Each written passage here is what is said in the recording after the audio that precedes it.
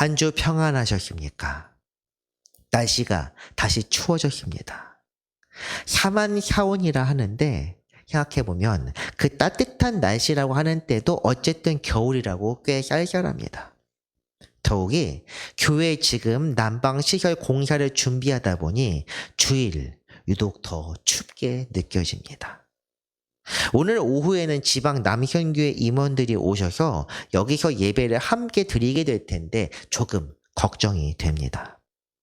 아무쪼록 교회 공사가 순조롭고 빠르게 잘 마치도록, 그리고 예배를 이곳에서 드리는 분 중에 건강 상하는 분이 나오지 않기를 간절히 바랍니다. 오늘은 기도와 간구에 대한 말씀입니다. 사실 이 말씀은 예전부터 외우던 말씀이라 제게 익숙한 말씀이고, 기도에 관한 말씀도 산상수훈에서 여러 번 나온 주제이다 보니 준비하기에 별로 문제는 없을 걸 알았습니다. 그런데 지금 상황이 영 심각하다 보니 말씀 준비하는데 애를 많이 먹었습니다. 다들 잘 아시겠지만 지금 나라 상황도 그렇고 우리 교회도 난방 문제 때문에 거의 2주 동안 참 힘들었습니다. 연말이다 보니 준비할 것도 많고 또 다음 주 당회도 준비해야 되는데 대체 무엇을 구하고 무엇을 찾으며 어떻게 생각해야 할지 정신적으로 상당히 힘든 한 주를 보냈습니다. 그래서 오랫동안 고민한 끝에, 물론 목사랍시고 기도는 이거 설교 준비하면서 많이 했습니다. 그렇게 기도한 끝에 나온 말씀이 바로 오늘 말씀, 마태복음 7장 7절에서 시작되는 말씀입니다. 마음이 어렵고 복잡한 때입니다. 말씀을 통해 주님의 뜻을 찾고 참 평안을 얻으시기를 바랍니다. 오늘 본문 첫 부분 7절 말씀은 다들 많이 들어보셨을 구절입니다. 오늘 말씀 제목이기도 한데 7절 봅니다. 구하라 그리하면 너희에게 주실 것이요, 찾으라 그리하면 찾아낼 것이요, 문을 두드리라 그리하면 너희에게 열릴 것이니. 이 말씀은 짧은 문장 3개로 구성되어 있고 각각의 문장은 명령 그리고 그 결과에 관하여 설명하고 있습니다. 구하라, 찾으라, 문을 두드리라. 그리고 그 명령에 순종했을 때 받게 될 결말은 너희에게 주신다, 찾아낸다, 그리고 너희에게 열린다입니다. 이제 8절 말씀으로 이어집니다. 구하는 이마다 받을 것이요, 찾는 이는 찾아낼 것이요, 두드리는 이에게는 열릴 것이니라. 조건적이긴 하지만 구하는 사람이라면 모든 사람이 다 받게 될 것이다 입니다. 이렇게 하는 사람들에게 받고 찾고 열릴 것이다. 자, 그런데 사실 이 말씀은, 이 마태복음 7장 7절에서 나오는 이 말씀은 그렇게 친절한 말씀은 아닙니다. 대체 무엇을 구하라는 것인지 나와 있지 않습니다. 문을 두드리라고 했는데 문이라는 것이 무슨 문을 두드리라는 건지, 성전문을 두드리라는 건지, 성벽문을 두드리라는 건지 알 수가 없습니다. 이 말씀에 대해 참 많은 해석이 있었고, 또한 이 말씀을 통해 기도에 대한 많은 지침들이 지금까지 교회를 통해서 전해져 있습니다. 구하면 주신다는 말씀, 그리고 지금 보는 이 말씀을 통해 원하는 것을 기도해서 얻으라는 가르침이 교인들에 전해져 왔습니다. 마가복음 11장 말씀 한번 봅니다.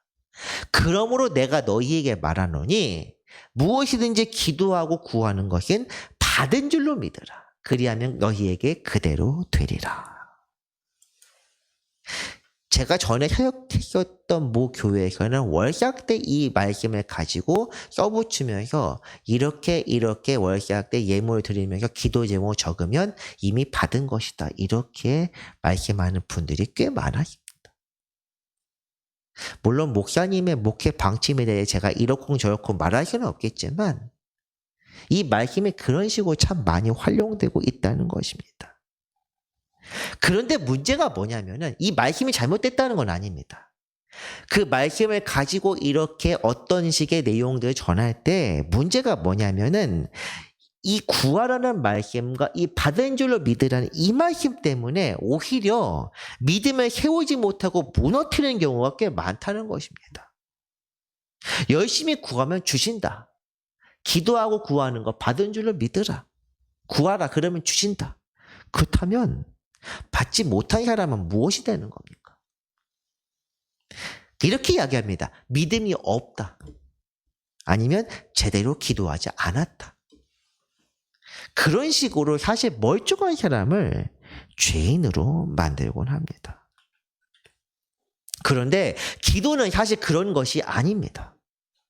기도란 무엇이냐? 이미 여러 번 여러분들께 말씀드렸습니다. 기도는 하나님의 뜻 안에서 하나님과 교통하는 것입니다.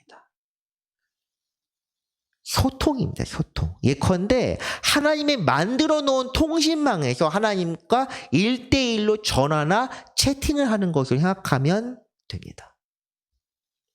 통신망은 무엇입니까? 그것을 설치한 분은 예수 그리스도입니다.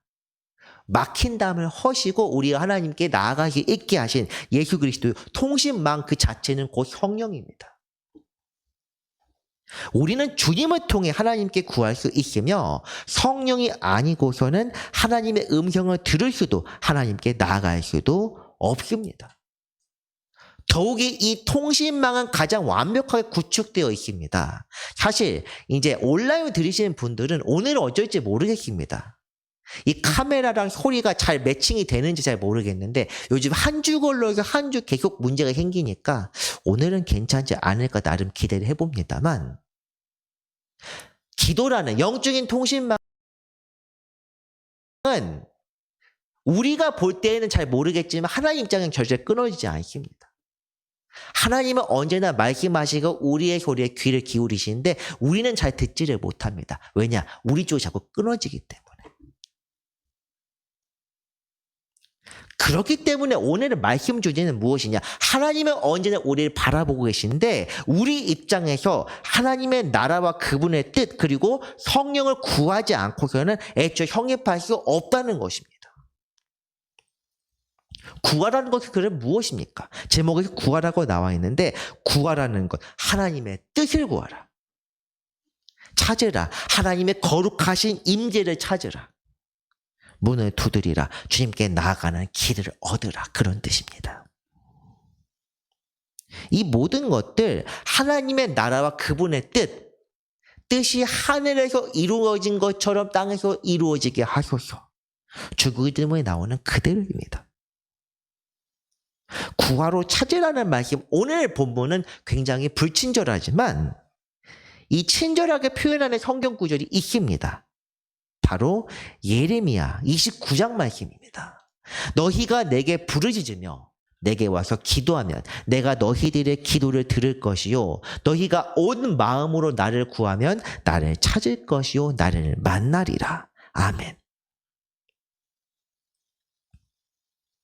성경에서 목적어가 생략되어 있는 경우 보통 하나님을 가리키는 말로 이해하면 됩니다. 이 말씀이 바로 그 증거입니다. 우리가 오늘 본문에서는 구하고 찾고 두드리라 했지만 그 구하는 것이 무엇이냐?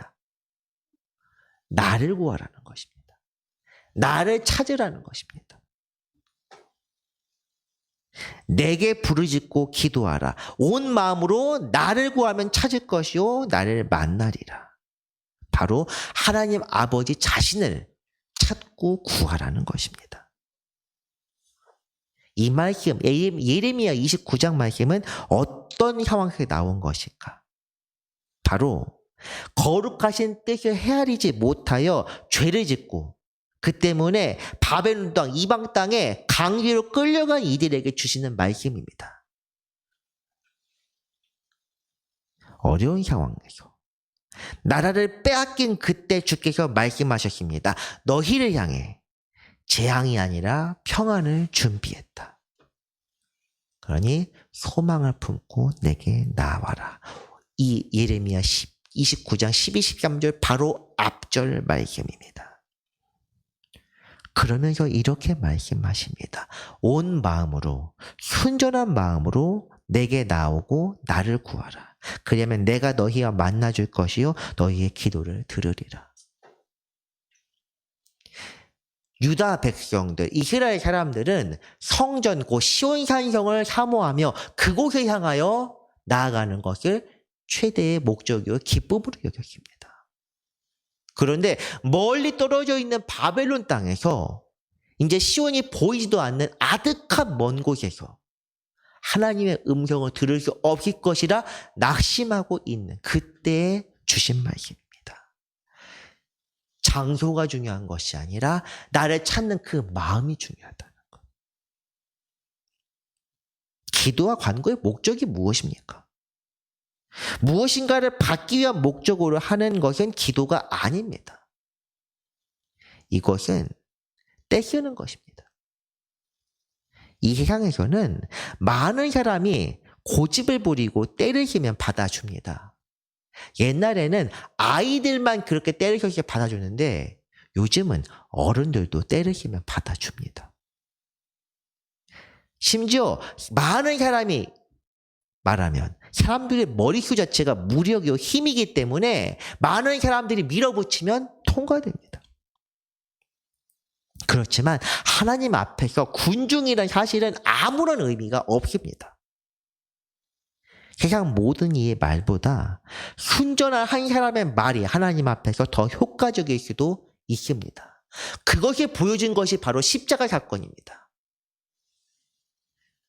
죄수들을 향해 모든 사람이 욕을 하고 침을 뱉고 모욕을 합니다. 그런데 하나님은 그 다수의 말을 들어주신 것이 아니라 십자가에 매달린 한 죄수의 말을 들어주셨습니다. 그것이 바로 예수님입니다. 그리고 이것이 바로 하나님 나라의 법칙입니다. 다시 질문합니다. 기도와 간구의 목적이 무엇입니까?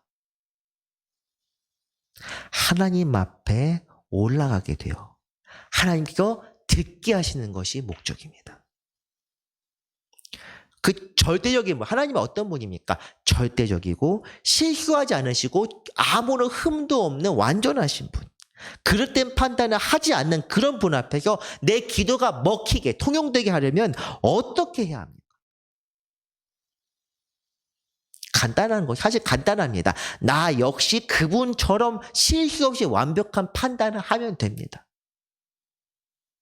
그런데 그것이 불가능하다면 적어도 그 완전하신 분을 보고 배우면서 그분의 생각과 의중이 무엇인지 눈치로라도 알아야 합니다. 기도라는 건 바로 그것입니다. 기도는 하나님의 뜻을 깨닫는 데서 시작합니다. 하나님에 대해서 잘 모르겠으면 하나님의 뜻이 무엇인지 적어도 눈치로 알아야 한다는 것입니다.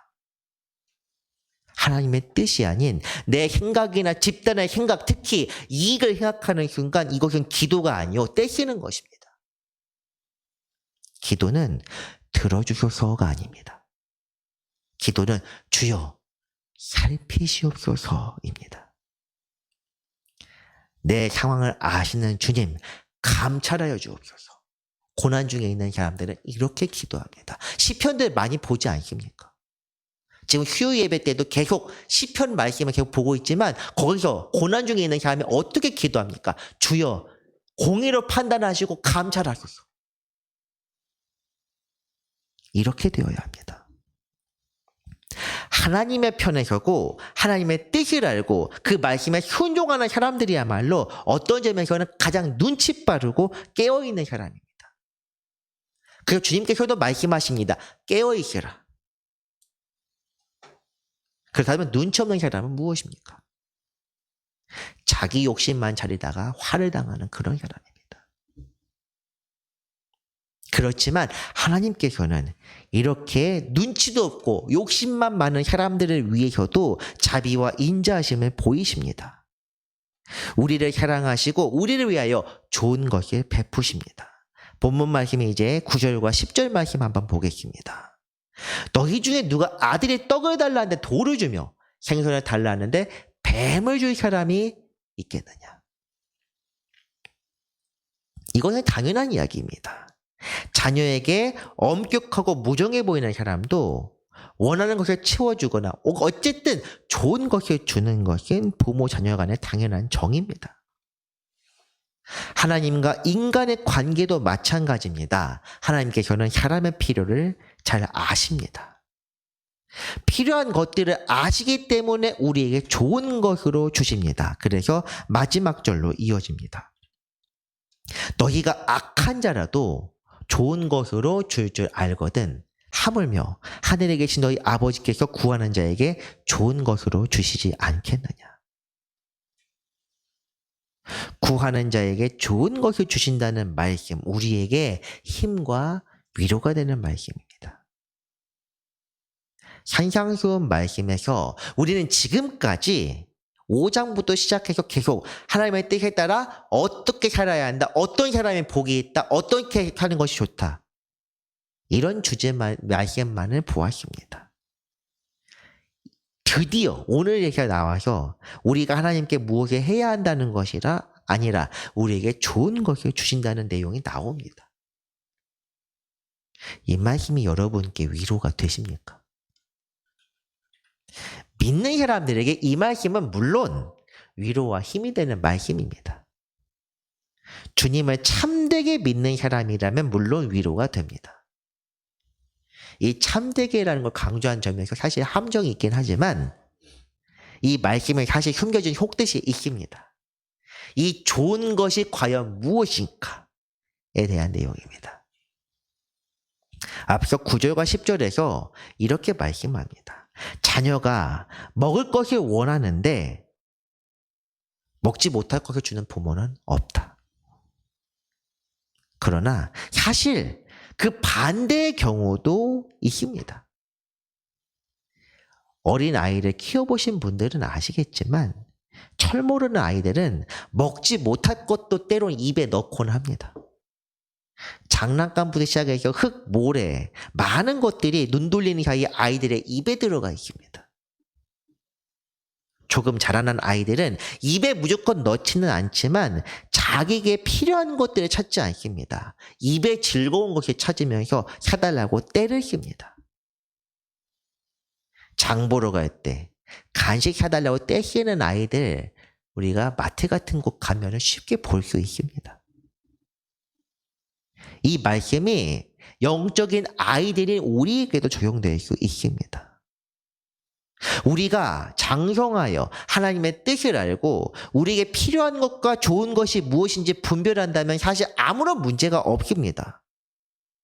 문제가 되는 것이 우리가 분별하지 못할 때 우리의 영혼에 해로운 것을 찾거나 때로는 허가없이 거기서 입에 넣는다면 부모 입장에서 이것은 진짜 깜짝 놀랄 만한 일입니다. 오늘 11절 말씀에 나타나는 좋은 것이란 그 의미도 같습니다. 우리가 원하는 것이 아니라 좋은 것이란 하나님께서 판단하시기에 우리에게 좋은 것입니다. 때로는 원치 않는 거라고 하더라도 하나님께서는 우리의 영혼을 위해 무엇인가를 허락하시거나 줄 때도 있습니다. 그것은 바로 징계입니다.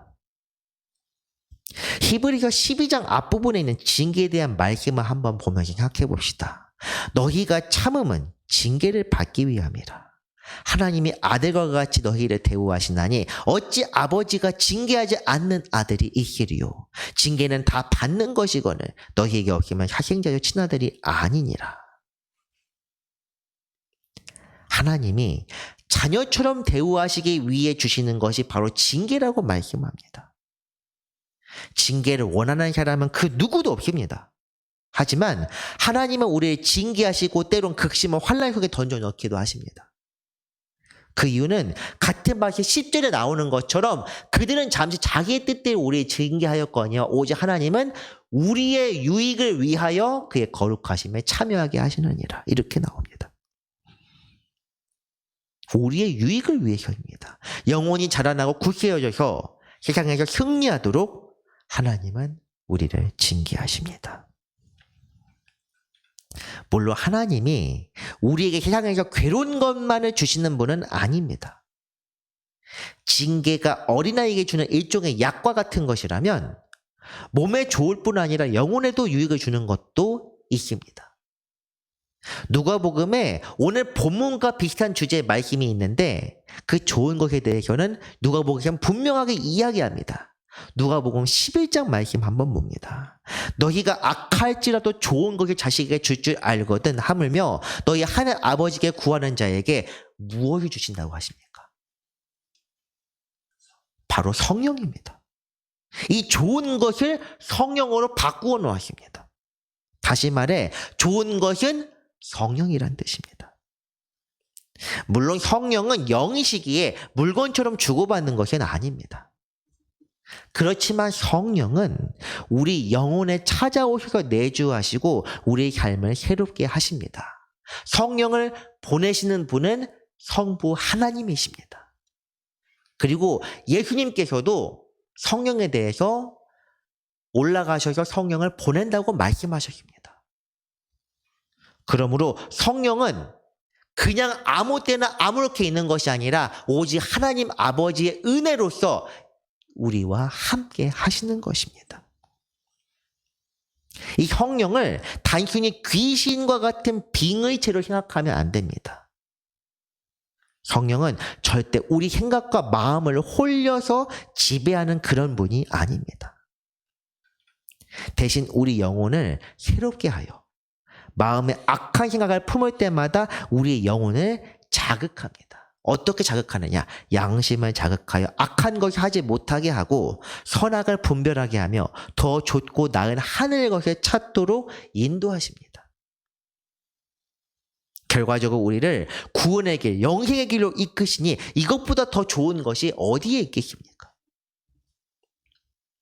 그러므로 오늘의 말씀은 사실 성령을 사모하고 하나님의 거룩한 나라를 바라며 구하라는 뜻입니다. 우리 뜻대로 마음대로 구하는 것은 떡 대신 돌을 달라고 구하는 것, 생선 대신 뱀을 찾는 것과 같습니다. 하나님은 그런 것이 우리에게 주시는 분이 아닙니다. 우리 영혼의 유익을 위해서 징기와 고난도 허용하시는 분께서 우리의 영혼에 독이 되는 것을 주시겠습니까? 오히려 그런 것들을 구하고 이 땅에서 쉽게 받는다면, 그것으로 인하여 또한 내 기도에 응답받는다면 교만이 싹트게 된다면 이것은 정말 하나님이 주시는 것인지 진지하게 고민해 봐야 합니다. 하나님께서 우리에게 허락하시는 것은 성결하고 순전한 마음으로 하나님의 뜻을 따르는 그런 삶입니다. 일찍이 주 예수께서 이 땅에 오셔서 마귀의 시험을 받을 때를 생각해 봅시다. 마귀는 이렇게 유혹했습니다. 내게 절하면 내가 이 모든 것을 내게 주리라. 주님께서는 그 유혹을 이겨내셨고 오늘 우리에게도 말씀하십니다. 마귀를 경계하여 유혹을 이겨내라. 세상 풍조에 따르지 말고 하나님의 은혜를 구하라. 이것은 성경 이외에 제가 만들어낸 말이 아닙니다. 오직 주님께서 이 땅에서 직접 시험을 이겨내시고 그 이겨내신 분께서 우리에게 그대로 하도록 성령을 통하여 명하시는 것입니다. 이것을 우리는 생각하며 기억해야 합니다. 한 가지만 더 말씀드리고 말씀을 마치고자 합니다. 오늘 말씀은 제목처럼 구하고 찾고 두드리는 참된 기도에 관한 내용이었습니다. 그러나 우리가 아무리 간절히 구하고 찾고 두드린다고 하더라도 이 모든 것이 하나님께서 우리에게 주신 은혜요 사랑임을 잊어서는 안 됩니다. 우리가 분명히 알아야 할 것은 우리가 먼저 주를 찾은 것이 아니요 하나님께서 우리를 향하여 항상 먼저 손을 내밀었다는 것입니다. 한 번 그런 것이 아니라 항상 그러십니다.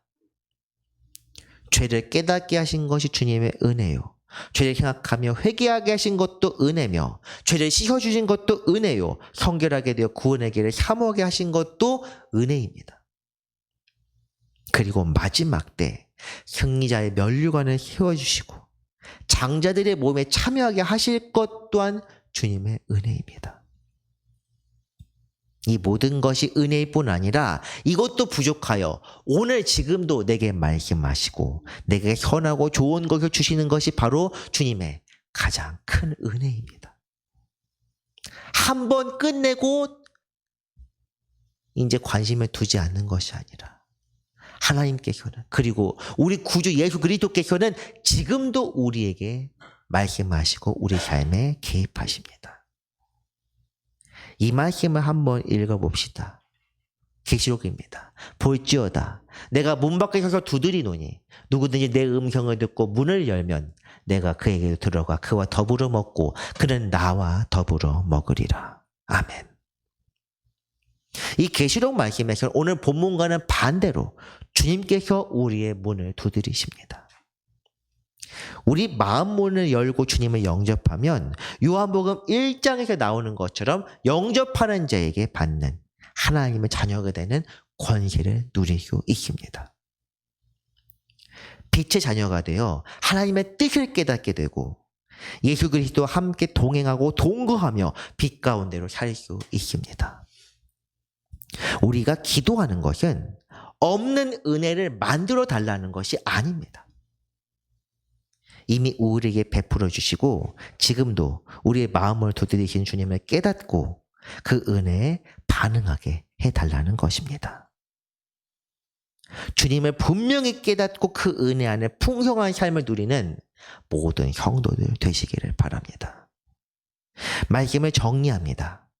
기도는 구하고 찾고 두드리는 것입니다. 이는 주님의 은혜를 깨닫고 우리의 영혼의 유익이 되는 성령을 구하는 것을 뜻합니다. 우리가 하나님의 뜻에 합당한 것을 구할 때 하나님께서는 우리의 가장 좋은 것, 성령을 주십니다. 성령을 보내셔서 우리에게 주신 은혜의 싹을 틔워주시고 꽃이 피고 열매를 맺게 하십니다. 그리고 지금도 주님께서는 우리를 향한 손을 내밀어 그 은혜의 풍성함에 거하도록 이끄십니다. 오늘 내게 말씀하신 주님의 사랑스러운 음성을 듣고 그 소리에 응답하며 기도로 주와 교통하는 주를 사랑하는 모든 성도 되시기를 간절히 바랍니다. 기도하겠습니다. 사랑과 은혜가 풍성하신 하나님 아버지, 우리에게 베푸시는 넘치는 은혜에 감사드립니다. 우리가 다 깨닫지는 못하오나 아버지께서 우리에게 주신 사랑과 은혜를 주심을 믿고 이 시간 기도합니다. 주여 깨닫게 하여서 우리가 더욱 주님께 감사하게 하옵소서.